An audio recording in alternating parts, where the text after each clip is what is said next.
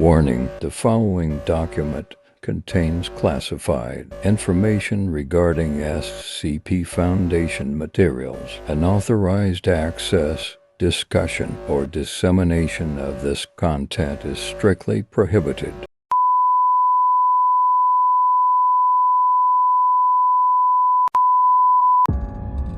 Good evening, everybody. Sorry in advance for the voice changer. It's necessary to keep my true identity hidden from the Foundation. The object we are going to cover today is SCP-040, or also known as Evolution's Child. Object class, anomalous human. Containment class, Euclid. Hazard rating, yellow. Standard containment policies. Two-person residential module. No amenity restrictions. Access to site library, recreational facilities, cafeteria, and public areas. Supervised dietary restriction, mild peanut allergy.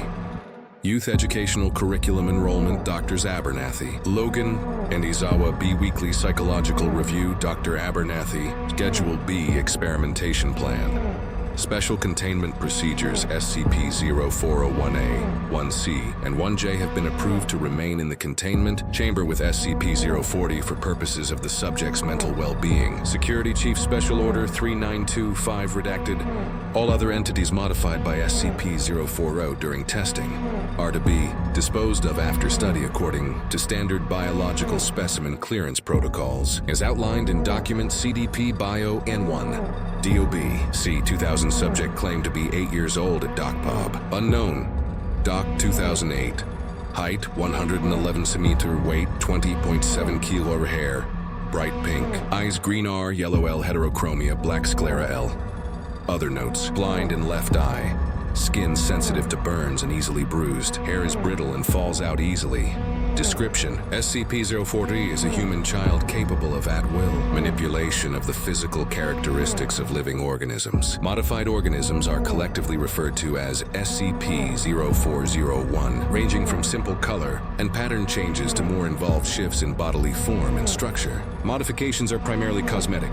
The creation of new specialized organs is possible, but appears to be the limit of SCP-040's ability, and currently has a 66% failure rate in testing. Modifications are limited to what would be physically possible, regardless of the probability of such a feature naturally arising.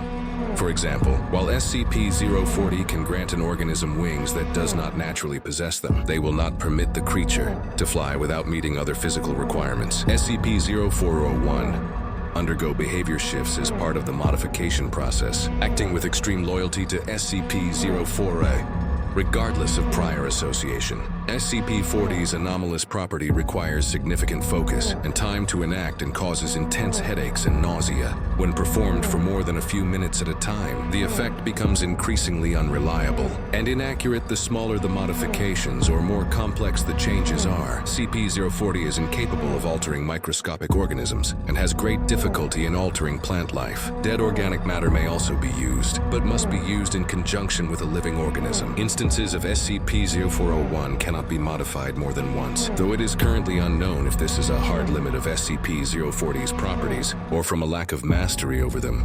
Recovery summary: subject was taken into custody on redacted 2008 as part of the Raid on the Keys to the Kingdom, Christian Charter School for Gifted Youth in Redacted, Colorado. The raid's primary objective being the capture or execution of Redacted, a former CIA operative who had previously worked alongside Foundation intermediaries as part of Project Black Book, Project Smilodon, and Operation Stargate from 1967-1971 was successful. Redacted was terminated on site and disposed of without incident. Of the 15 children recovered from the facility, SCP-040 was the only one to demonstrate anomalous properties. The others were administered amnestics and placed in Foundation-observed foster care. Interviews with staff at the school revealed that they were unaware of Redacted prior history or any connection with Foundation operations. They were administered amnestics and put under a 6th-month communications monitor. No relapses were recorded. See Operation Tatzelworm After-Action Report for complete event record. Addendum 01, SCP-040 is currently allowed custody of the following SCP-0401 instances: SCP-0401-A symbiotic organism capable of changing size, shape, color, and texture in reaction to its environment. Subject serves as outer clothing, similar to a jacket or sweater, and absorbs nutrients from SCP-040's bloodstream. Subject was recovered alongside SCP-040, and genetic testing reveals that the subject shares the majority of its genetic makeup with the common house cat Felis catus. SCP-040-1C, spherical organism capable of flight by means of rubbery bladders filled with lighter-than-air gas mixture. Entity has 11 limbs terminating in opposable digits, and a complex respiratory system capable of replicating a wide variety of musical patterns. SCP-040-1J, quadrupedal organism covered in a thick coat of pink and blue fur. Entity has no eyes, a broad mouth with blunt teeth, and is capable of climbing up vertical surfaces. Occasionally used by SCP-040 as a means of transport. Addendum 02.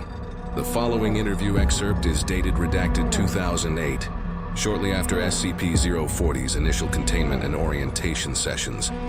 Dr. Abernathy, good morning. SCP-040. Good morning, Miss Abernathy. Dr. Abernathy, sounds like you're getting over your cold.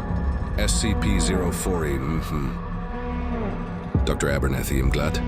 Can I ask you a few questions before we start with today's lesson? SCP-040, yeah. Dr. Abernathy, can you tell me about your parents? SCP-040. Mr. Green said that I don't have any. Dr. Abernathy, can you tell me about Mr. Green, then? One SCP-040. He was nice, but he wasn't very good at talking. He would always talk little like this. But he wasn't there a lot of the time. Most of the time it was the nurses looking after us, Dr. Abernathy, and what did they do for you? SCP-040. They'd play games with us and teach us things. And sometimes they would make us wear these dumb helmets and sit quiet for a long time. Sometimes they would put a movie on for us if we behaved. But if we were bad, they would lock us in our rooms. Dr. Abernathy, can you tell me anything else? SCP-040. They always served us peas for dinner. And I hate peas. So I gave mine to 5 because she liked peas. But I think green beans are better. Addendum 03, redacted 2009. SCP-040 successfully reanimated a deceased human body during testing, using 3 specimens of brown rat. Rattus norvegicus as the required living component. Resultant subject retained no memories of previous life, and was judged to be of the approximate mental capacity of a human toddler. SCP-040 was highly distressed by the event, and refused further testing for the next 3 weeks.